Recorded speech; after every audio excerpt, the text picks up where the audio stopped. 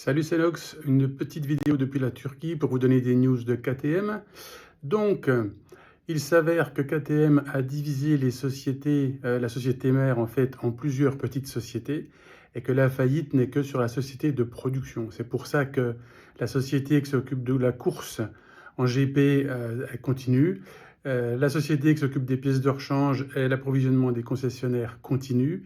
En fait, seule la production et malheureusement les ouvriers trinquent et c'est seulement cette branche qui est en faillite. Ensuite, deuxième nouvelle concernant le stock de 100 000 et quelques motos.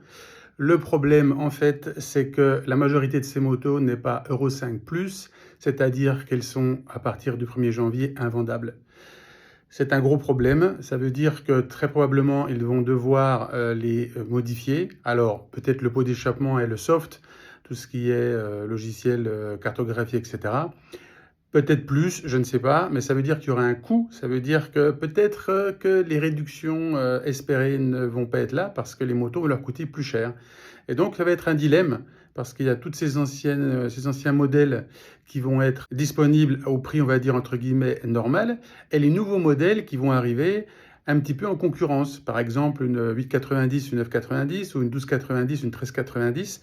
Donc ça va être un peu compliqué pour KTM de gérer cette différence de budget parce que si jamais c'est les mêmes prix de vente ou enfin très proches, ça risque de poser un sérieux problème. Voilà les nouvelles, c'est tout ce que je voulais vous dire pour aujourd'hui. Merci, bonne journée et à la prochaine.